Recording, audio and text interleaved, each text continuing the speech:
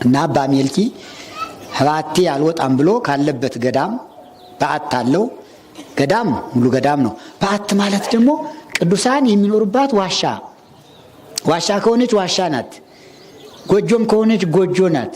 ያቺ በዓት ትባላለች። መግቢያ ውሎ መግቢያ ወይም መኖሪያ ማለት ናት።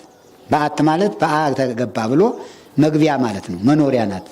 እዚያች እንዳይወጣ ዓለምን አላይም፣ የሰው መልክ አላይም፣ እንግዲህ በኋላ ወደ ዓለሙ አልገናኝም ብሎ እዚያች እንዳይወጣ ቁጭ አለ።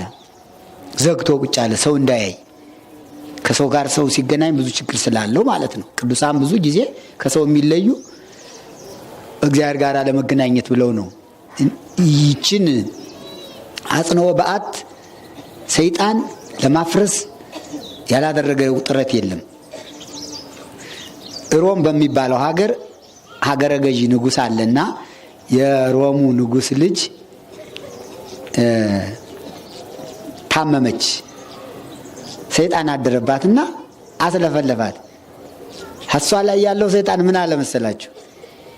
እኔ ከዚህ ልጅ የምወጣ አባ ሜልኪ ቁልዝማዊ መጥቶ ሲያስወጣኝ ነው እንጂ ሌላ ያስወጣኝ ማለት ሀባቱ ለማስወጣት እኮ ነው። ተንኮሉ ለፈተና እኮ ነው። እሱ ካልመጣ አልወጣም አለ።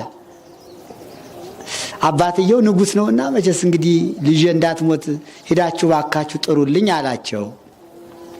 ሄደው ጠሩት። ሄደው ንጉሡ ልኮናልና ባክናል እንሂድ አሉት። አይ ከባቴ እንዳልወጣ ብጻት አለብኝ፣ ባቴን ትቼ አልወጣም፣ ከእግዚአብሔር ጋር ቃል ገብቻለሁ አላቸው። አሰፈወነ ንጉሥ ተስፋ መዊት፣ አንተን ይዘን ካልሄድነ ንጉሡ ከፍ ብሎ አንገታችን ዝቅ ብሎ ባታችን እንደሚቆርጠን ነግሮናል ካላመጣችሁት ብሎ። አዳኛ ስንሞት ዝም ብለህ ታየናለህ አሉት።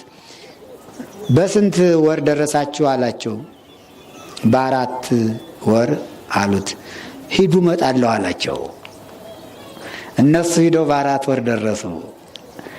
በመንፈስ ቅዱስ የደረሱበት ቀን ተገለጸለትና ደመና ጠቅሶ ይላል በሰረገላ ወዲያው ተነስቶ ወዲያው ደረሰ። ቅዱሳን ሲበቁ እንደዚህ ናቸው።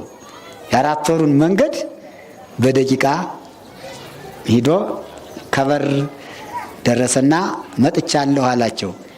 ያ ሰይጣን አይወጣም ብሎ ነው ለመፈተን መጥቶ እዚያ አካባቢ ሲታየው ወጥቶ ሊሄድ ያ ሰይጣን እሱን ከበዓት ካስወጣ በኋላ ወጥቶ ሊሄድ እንዲች እያለ እንዲህ ሲል ቆም፣ አሁንማ ወዴት ትሄዳለህ? እንግዲህ ቀልድ ነው እንዴ?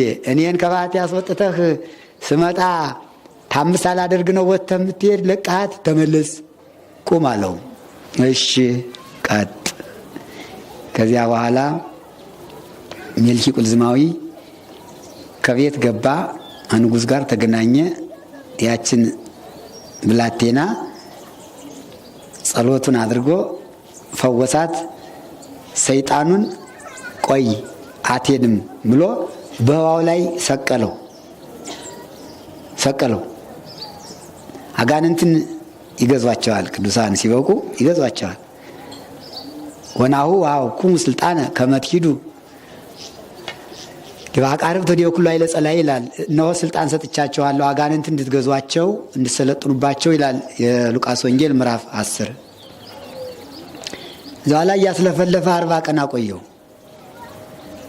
ንጉሡ ለፈረሶቹ ለበቅሎቹ ውሃ የሚያጠጣበት ትልቅ የደንጃ ገንዳ ነበረው። ትልቅ ከዚያ እስከ ድረስ የሚደርስ። አሁን ደስ አለው ንጉሡ። ልጁ ድናለታለች፣ ተፈውሳለች እና ዛሬ የፈውስ ቀን ነው፣ ሁላችንም ይፈውሰን። አባ ሜልኪ ቁልዝማዊ በሰዎች ያደረውን ጋኔን ሁሉ ያስወጣልን።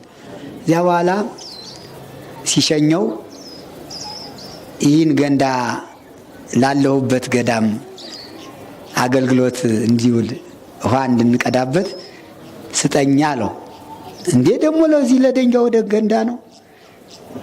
ምን ችግር አለ? ግን ማን ይወስድልሃል? ለዚህ ለ50 ለስሳን የሚነሳ ማንም አይሸከመውም፣ በጣም ከባድ ነው አለው። አይ ፍቀድልኝ እንጂ የሚወስድልኝንስ ፈጣሪ ያዝልኝ አለው። ያውቃል አንዳንድ ጊዜ እንዳነው እግዚአብሔር እንዳነውና ፈቅጄልሃለሁ አለው። እዚያ በኋላ ያን የሰቀለውን ሰይጣን ውረድ አለው። ወረደ። ተሸከሜ እንደኛ 50 ሰው 60 ሰው የሚሸከመውን እኮ ነው። ለ50 ለሳም አይነሳም። ትልቅ ገንዳ ነው። ለዚህም አጅሬ ጉልበቱ እንዲያ ነው። ታውቁት የለ ጉልበቱ ለሰይጣን ያቺ ምን አላት ለሱ። ይህን ተራራም ተሸከም ብዙ ትሸከማል። ለጉልበትማ ማንም አይሆነውም። እና ቅረብ ግባ አለው። እሺ አንሳ በታክሻ ያዝ። እሺ ብድግ አድርጎ እንደ አንዲት ቀላል ነገር ታክሻው ላይ አደረገና ሂድ ፊት ለፊት ብሎ ረጋ ላለ ሰው ሁሉ ነገር አጻፋለሁ። ወሰደው አሸክሞ።